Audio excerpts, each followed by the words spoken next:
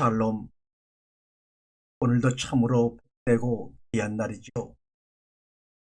오늘 우리가 이렇게 말씀을 나누고 먹는 이 시간이 예배가 살아 숨쉬는 그런 자리가 되기를 간절히 먼저 소망을 해봅니다.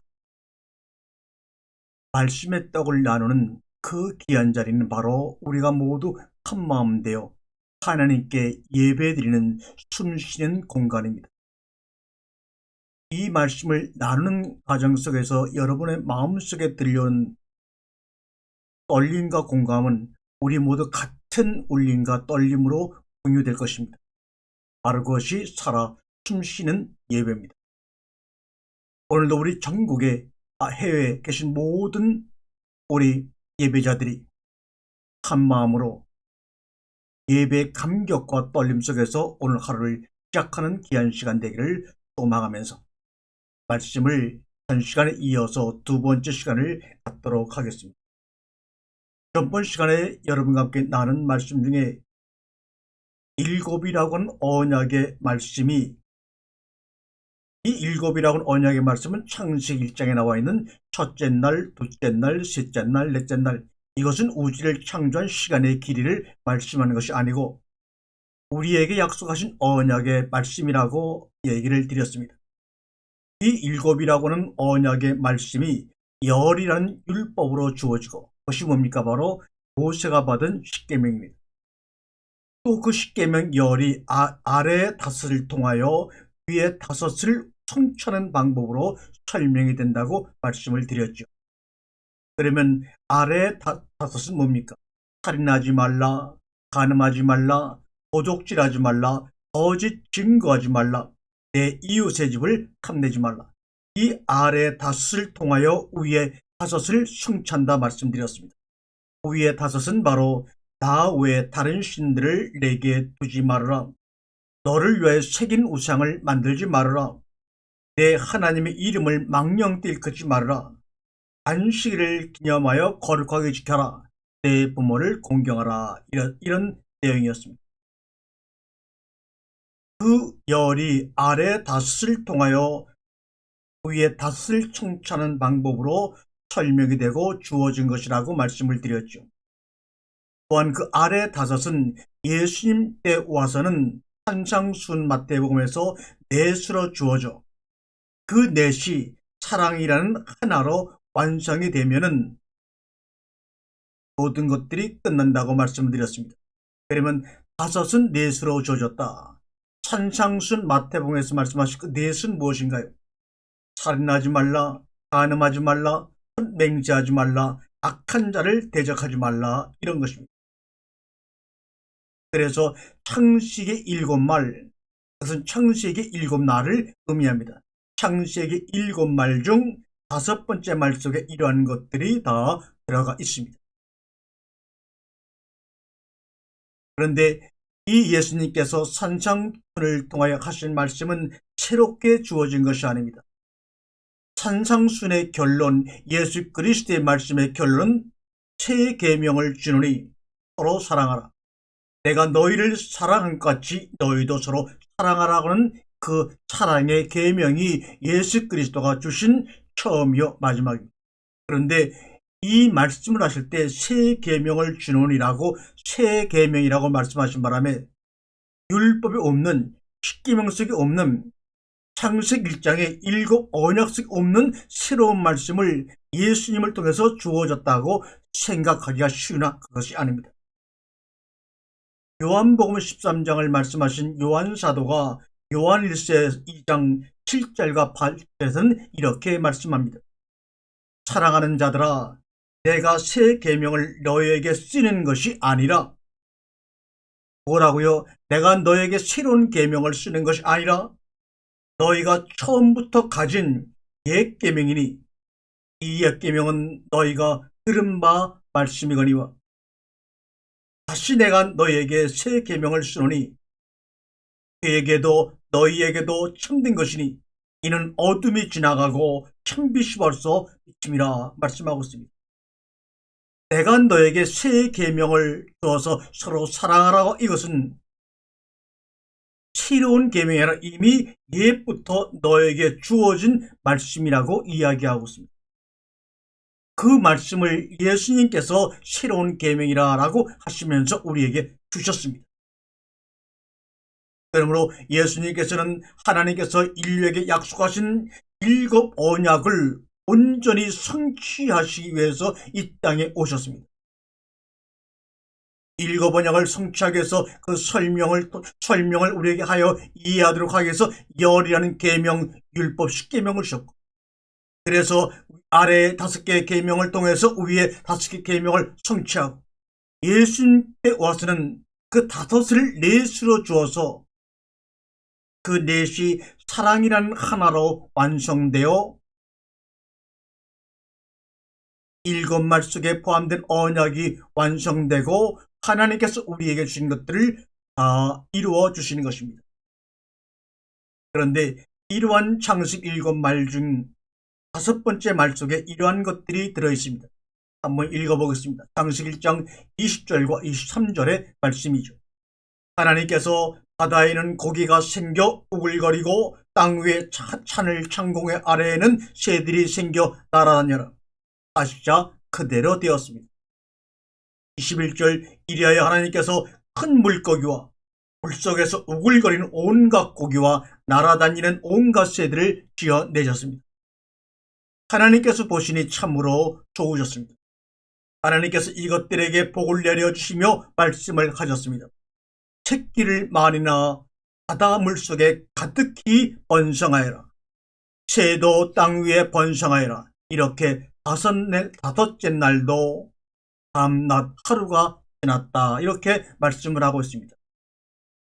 창세기 5번째 날은 2번째 날과 짝입니다.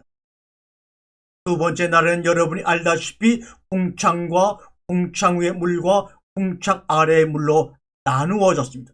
그리고 그 궁창 아래 물을 모아서 바다라고 부르셨습니다. 모아진 물론에 드러난 묻을 땅이라고 명명하셨습니다. 그런데 그 바다라고 하는 얌이라고 하는 히브리어를 파제해 보게 되면 그 말의 의미가 진리를 주다 이런 말입니다. 그러니까 아래의 물, 즉 바다는 진리를 주기 위한 모형들임이 분명합니다. 여러분이 아시다시피 궁창은 아래 물로 위의 물을 알게 하기 위해 타베크에 만들어진 성전을 의미하기도 합니다. 이 궁창이라는 말 자체가 두드려 펴다, 덮다라는 의미를 가지고 있는 단어입니다. 물론 그 성전 안에는 진리를 품고 있는 율법이나 성경이나 세상이나 예수님까지도 다 포함이 되어 있습니다. 그렇다면 5번째 날에서는 아래 물, 즉 아래 5 속에 그 모형들이 들어가 있어야 하겠지요. 그게 뭐라고 기록되어 있습니까? 큰 물고기, 물에서 번성하여 움직이는 모든 생물, 날개 있는 새가 5째 날에 등장합니다. 그 큰 물고기라고 하는 그 하나님이 지은 것도 아닙니다. 창조한 그 타넷이라는 그 히브리어는 요한계시록에 와서는 용으로 설명되는 그것이라고 말씀을 드렸습니다. 그 용은 짐승으로, 공중의 새로, 적그리스도로, 거짓 선자로도 등장합니다. 그런데 그게 뭐였습니까? 그게 뭡니까? 큰 물고기, 용으로, 짐승으로, 적그리스도로, 거짓 선자로 등장하는 큰 물고기, 그것은 무엇입니까? 하나님의 말씀이 진리로 해석되지 않고 겉에 보이는 모습으로 문자적인 뜻으로 표피적으로 우리에게 주어지게 되면 그게 바로 가짜 하나님, 용이요, 짐승이요, 가짜 성전이요, 유사 그리스도요, 거짓말이 되는 것이라고 말씀했습니다. 유사 그리스도가 바로 엔티크리스트, 적그리스도를 의미하는 것이죠. 하나님이 아래 물에 그것을 만들어 다 담아 놓으셨습니다. 그리고 움직이는 생물은 라마르 아세르 짜라츠라는 히브리어입니다. 즉 우글거리며 기는 네페시 하이라는 뜻이죠. 우글거리며 모여서 기어다니는 바로 네페시하의 생명들이다 이런 말입니다. 네페시하이는 하나님께서 진리로 만들기 위하여 혹은 멸망시키기 위하여 육신의 숨을 주어 살려두신 존재들을 네페시하야다 이렇게 말합니다. 그들이 라마르 아셀을 짜라치 우글거리며 기는 모습으로 수식이 되어 있습니다. 다섯째 날에 성경에서 우글거리고 기는 존재는 전부가 부정한 존재로 기록이 되어 있습니다. 그래서 그러한 것들을 위로 똑바로 세우면 쿰 이스템이면 그게 바로 구원인 것입니다. 그래서 그러한 것들을 위로 똑바로 세우면 쿰 이스템이면 그게 바로 구원입니다. 우글거리며 기어다니는 저 무리들을 바로 세워놓는 게 바로 구원입니다. 그러니까 네페시하이, 라마르 아세르, 따라치는 아직 진리를 깨닫지 못한 죄인인 상태 인간이라고 보시면 됩니다. 그것이 바로 창세기 다섯째 날에 만들어진 것입니다. 그리고 날개 있는 새는 당연히 날개 부조를 한 옛 성자를 가리키는 것입니다. 그런데 그들을 왜 만드셨다고 하셨지요? 개혁성경에는 종류대로라고 번역이 되어 있는데 그 종류대로라고 하는 히브리어 레민이라는 단어는 분배를 위해서 분류를 위해서라고 번역해야 하는 것이 맞습니다. 그러니까 그러한 아래 것들은 죄를 제시하여 양과 염소로 분류해 내기 위한 장치라는 말입니다. 그래서 22절에 복이 시작이 되는 것입니다. 그들에게 복을 주어 바라크로 시작이 되는 겁니다. 그렇게 되면 복이라는 겁니다. 어떻게요? 생육하고 번성하고 충만하면 그게 복이라는 겁니다. 여기서 생육이라고 번역된 히브리어 파라라는 단어는 열매를 맺다라는 뜻입니다. 어떤 열매를 맺으라는 것인가요? 누가복음 6장 43절과 45절에 보게 되면 좋은 나무가 나쁜 열매를 맺을 수가 없고 나쁜 나무가 좋은 열매를 맺을 수가 없다. 어떤 나무든지 열매를 보면 그 나무를 알 수 있다. 가시나무에서 무화과를 딸 수가 없고 가시덤불에서 포도를 딸 수 없다. 선한 사람은 선한 마음의 창고에서 선한 것을 내어놓고 악한 사람은 그 악한 창고에서 악한 것을 내놓는다. 마음속에 가득 찬 것이 입 밖으로 나오기 마련이다. 이렇게 말씀합니다. 우리 성도가 맺어야 할 열매는 뭡니까? 바로 그의 입에서, 우리의 입에서 나오는 말입니다. 그렇다면 창세기 1장의 다섯째 날에 하나님께서 생육하라고 하신 것은 무슨 말입니까? 열매를 맺으라고 하신 것은 무슨 말입니까? 이것은 우글우글 기는 네페시 하이드라, 우글거리며 기어다니는 네페시 하이드라, 바다의 큰 물고기와 날개 있는 새로 진리를 깨달아 진리를 말하라는 것입니다. 큰 물고기 용이여 적그리스도여 거짓 선자여 날개 있는 옛 성전을 통하여 너희가 진리를 깨달아라 말입니다. 그런데 우리는 용과 짐승과 적그리스도를 사탄과 마귀라고 해가지고 적대시하고 둘로 분류해 놓습니다. 아닙니다.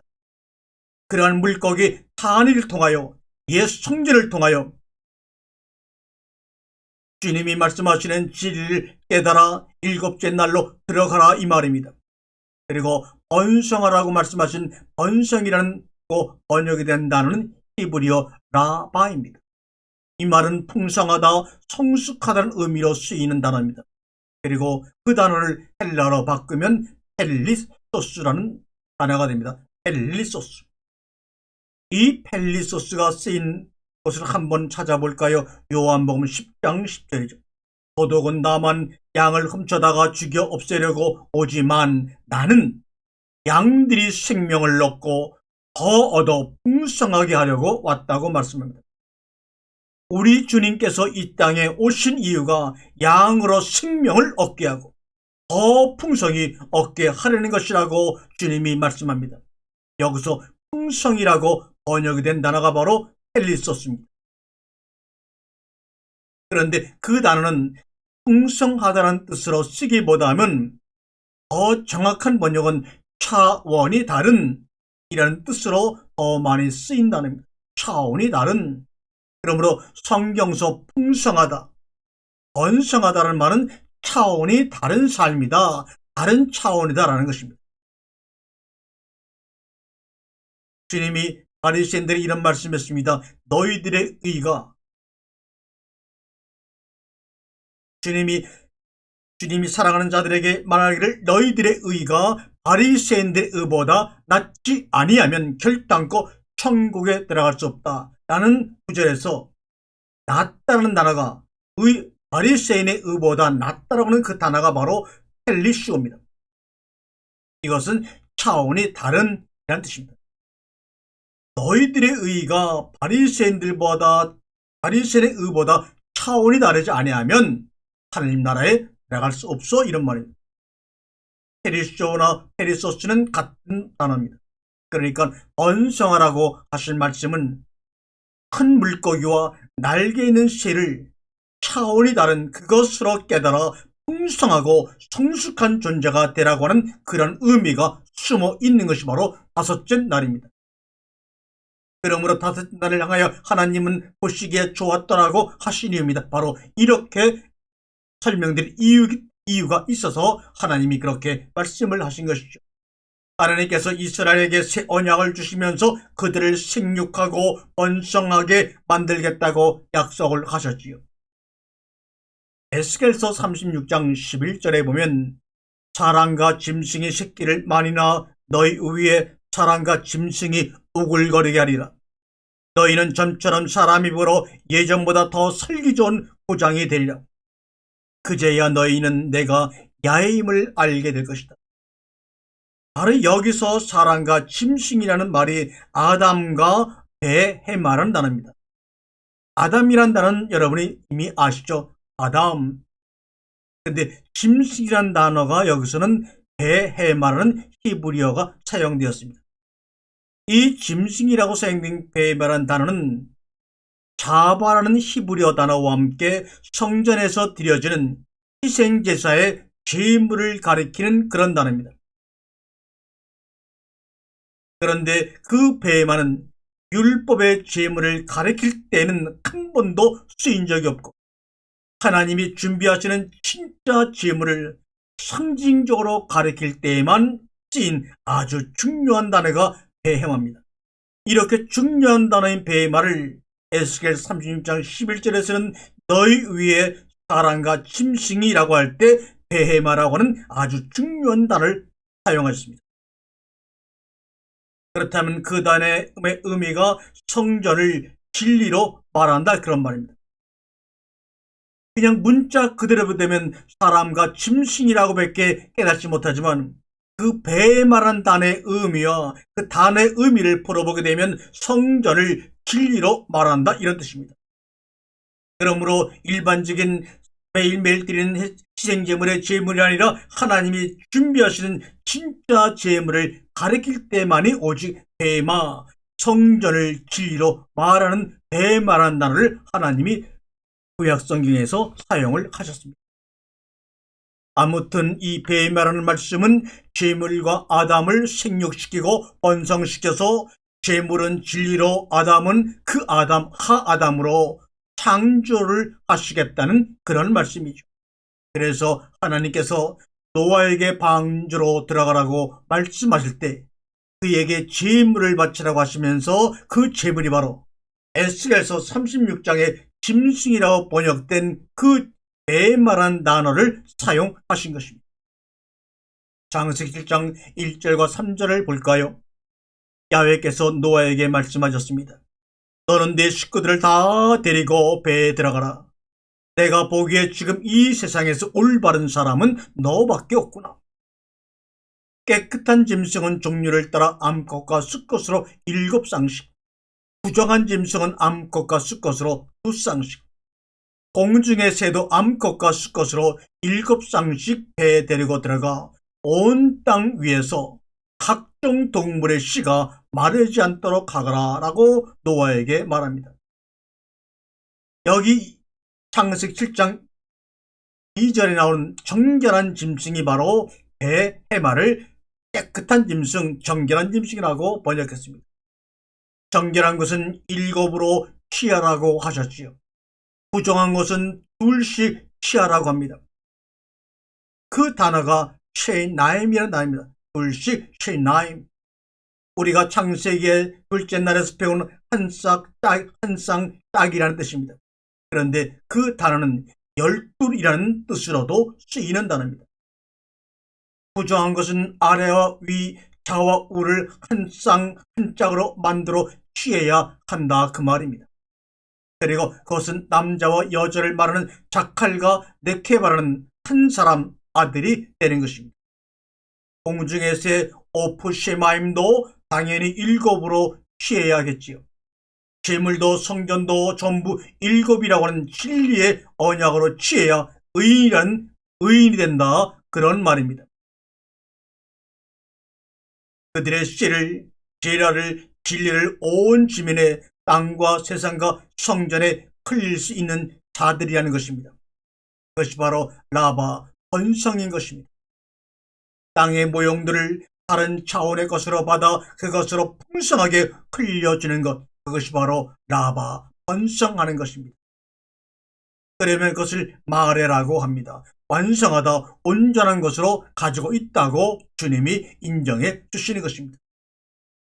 그것을 개역성경은 충만이라고 번역한 것입니다. 온전한 것을 갖고 있고 완성된 것을 충만입니다. 이제는 충만의 뜻을 바로 알아야 합니다. 그리고 창세기 1장 22절이 새들도 땅에 번성하라로 불신합니다. 그 땅 안에서 새는 다른 차원으로 존재하라 그런 말입니다. 그러니까 성경이 말하는 다섯은 하미신, 하나님께서 아래 물속으로 던져주신 그 모형들을 가지고 차원이 다른 하늘의 것을 가지라는 약속인 것입니다. 그래서 다섯이라는 하미시라는 단어를 우리가 타자해 보게 되면 진리를 죄로 주어 분석한 것으로 우리에게 주다 그런 말입니다. 그게 다섯입니다. 그렇게 아래 물속의 것들로 밤과 낮을 분리하여 바다라여 밤과 낮의 구분을 없애버린 그런 존재들을 바로 성경서는 별들이라고 합니다. 그 별 호카브가 어디에 등장합니까? 바로 창세기 1장의 넷째 날에 등장을 합니다. 그러니까 다섯은 반드시 넷으로 이웃에게 전해져야 하겠지. 그들이 바로 진짜 아브라함의 후손인 하늘의 별들 호카브인인가요? 그러나 그들이 넷이 되기 위해서는 반드시 아래에 다섯이 있어야 하지 않습니까? 그래서 성경에 죄를 갚을 때 다섯으로 갚으라는 말이 그렇게 많이 나오는 것입니다. 그 아래 다섯을 세상이라고 주님은 혹은 코스모스라고 말씀하십니다. 그런데 예수께서 그 말씀, 그 세상으로 이 땅에 오시지 않았습니까? 그렇다면 이제 여러분이 그렇게 많이 알고 들었던 요한복음 3장 16절이 이제 제대로 이해가 되셔야 합니다. 예수께서 그 말씀, 그 세상으로 이 땅에 오셨습니다. 다시 한 번 말씀드립니다. 그 아래 다섯을 성경은 세상이라고 코스모스라고 하죠. 그런데 예수께서 그 말씀으로 오셨고 그 세상으로 이 땅에 오셨지 않습니까? 이것을 염두에 두고 요한복음 3장 16절을 한번 읽어보게 되면 새로운 깨달음이 여러분에게 다가올 것입니다. 요한복음 3장 14절부터 21절까지를 한번 먼저 읽겠습니다. 우리뱀이 광야에서 모세의 손에 높이 들렸던 것처럼 사람의 아들도 높이 들려야 합니다. 그것은 그를 믿는 사람은 누구나 영원한 생명을 누리게 하려는 것입니다. 하나님은 이 세상을 극진히 사랑하셔서 외아들을 보내주시어 그를 믿는 사람은 누구든지 멸망하지 않고 영원한 생명을 얻게 하셨습니다. 하나님이 아들을 세상에 보내신 것은 세상을 단죄하시려는 것이 아니라 아들을 시켜 구원하시려는 겁니다. 그를 믿는 사람은 죄인으로 판결받지 않으나 믿지 않는 사람은 이미 죄인으로 판결받았습니다. 하나님의 외아들을 믿지 않았기 때문입니다. 빛이 세상에 왔지만 사람들은 자기들의 행실이 악하여 빛보다 어둠을 더 사랑했습니다. 이것이 벌써 죄인으로 판결받았다는 것을 말씀합니다. 과연 악한 일을 일삼는 자는 누구나 자기의 죄상이 드러날까봐 빛을 미워하고 멀리합니다. 그러나 진리를 따라 사는 사람은 빛이 있는 대로 앞을 향해 나아갑니다. 그리하여 그가 한 일은 모두 하나님의 뜻을 따라 한 일이라는 것이 만천하에 드러나게 됩니다. 라고 이야기합니다. 주님이 이 세상에 왜 뱀으로 오셨다는 것이죠? 우리 뱀이 광야에서 모세 손에 들렸던 것처럼 이 뱀이라는 나으시는 글자를 우리가 찾아해 보면 말이 없습니다. 뱀은 하나님의 말씀이 율법으로 전해졌을 때 왜곡되는 하나님을 가리킵니다. 그래서 광야에서 뱀에게 물려 수많은 광야의 백성들이 죽지 않습니까? 하나님의 말씀이 율법으로 전해졌을 때 왜곡되는 하나님, 그 하나님이 그들을 다 물어 죽입니다. 살려고 했던 그들을 오히려 거꾸로 물어 죽입니다. 주님은 이 땅에 세상죄를 짊어지러 세상으로 오셨습니다. 세상죄를 짊어지기 위해 세상으로 와야 하는 것은 당연하지 않습니까? 그리고 또한 그 노뱀, 즉 세상 어르신의 그분을 언약으로 이해하는 자, 십자가 언약으로 이해하고 믿는 자는 영생을 얻게 하시는 것이 바로 주님의 역할이었습니다. 그래서 하나님의 말씀을 주님이 주신 그 계명을 율법으로 잘못 알아 받아들였을 때 왜곡되는 하나님이 그들을 죽이지만, 율법이 그들을 심판하고 판결하지만, 노뱀으로 오신 그 언약의 하나님이 그들을 구원하여 영생을 얻게 하는 것입니다. 그래서 뱀에 물린 자마다 다시 노뱀을 바라보게 되면 산다고 책에 나와 있지 않습니까? 그러면 16절을 다시 한번 원래 우리의 개역개정으로 읽어보겠습니다. 하나님이 하나님의 세상을 사랑하사 독생자를 주셨으니 이는 저를 믿는 자마다 영원히 멸망치 않고 영혼을 얻으려라 합니다. 하나님은 이 세상을 극진히 사랑하셔서 외아들을 보내주시어 그를 믿는 사람은 누구든지 멸망치 않고 영원한 생명을 얻게 하여 주셨다. 이렇게 말씀하고 있죠. 그렇다면 16절의 세상은 누굽니까? 우리가 말하는 코스모스를 의미합니까? 눈에 보이는 지구를 의미하는 겁니까? 자세히 보게 되면 하나님은 세상을 극진히 사랑하셔서 할 때 그 세상은 누구를 말하는 것입니까? 당연히 예수님이셔야 하지요. 그래서 그 구절을 원문에 맞게 다시 한번 해석을 하면 이렇습니다. 이처럼 하나님이 세상으로 사랑하시기 위해 하나만 가진 아들을 우리에게 넘겨주셨다, 이런 말입니다. 하나님이 세상으로 사랑하시기 위해 하나만 가진 아들을 우리에게 넘겨주셨다. 그렇다면 우리는 그 세상으로 오신 주님을 통해 진리를 가지게 되면 영생을 가진 것이 되는 것 아닙니까? 그래서 17절이 이렇게 이어지는 겁니다. 하나님께서 그 아들을 세상으로 보내신 것은 그 세상을 심판하기 위함이 아니라 세상을 진리로 밝히 보여주고 그 세상으로 보낸 아들처럼 구원해내기 위함이다, 이렇게 말합니다. 그런데 세상은 어떻습니까? 세상으로 오신 주님을 진리의 빛으로 볼 수 있는 능력이 없어요. 세상은 진리를 사랑할 힘이 없기 때문에 그러합니다. 그들은 어둠만 나타난 현상, 눈에 보이는 현상만을 사랑하고 바랍니다. 그래서 아래 세상의 것들을 진리로 둔갑시켜 그대로 행해버리면서 인간들의 보편적인 욕심과 자존심만 챙겨갑니다. 그런데 20절에 아담들이 빛으로 나오자는 이유를 그 행위가 드러날까 함이라고 분명히 말씀을 하고 있습니다. 빛이신 예수 그리스도를 만나게 되면 자신들의 모든 행위가 빛을 통해 드러날까봐 무서워서 빛으로 나아가지 아니하고 어둠 속으로 숨어버린다 합니다. 우리 인간들의 율법적인 행위는 아담들의 세상 속에서는 훌륭하고 멋진 것일지 모르지만 진리의 시각으로 보면 그 실체가 너무나 취약하고 탐욕스럽습니다. 그래서 사람들은 율법의 세상에서 진리의 세계로 넘어오지를 못한다는 겁니다. 자기를 직면함으로 말미암아 드러날 취약한 모습 때문에 율법의 세계에서 진리로 넘어오지 못하고 오히려 어둠 가운데 나무 사이로 숨어버립니다. 자기들의 악한 행위를 가리기 위해서, 자기들의 악한 행위를 지키기 위해서.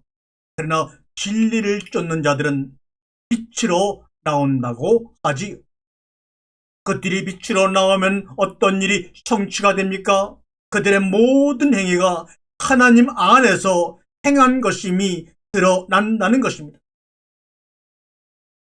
그러한 이들에게 있어 사망이나 생명이나 천사들이나 권세자들이나 현재이나 장래이나 능력이나 높음이나 낮음이나 깊음이나 다른 아무 피조물 등이 무슨 의미가 있겠습니까?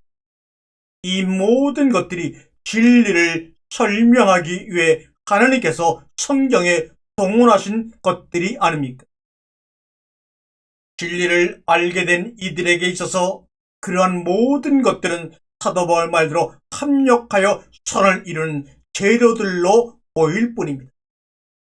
그러한 이들이 무슨 천사의 높음이나 천사나 높음이나 깊음이나 사망이나 생명 같은 것이 무슨 의미가 있는 말이겠습니까?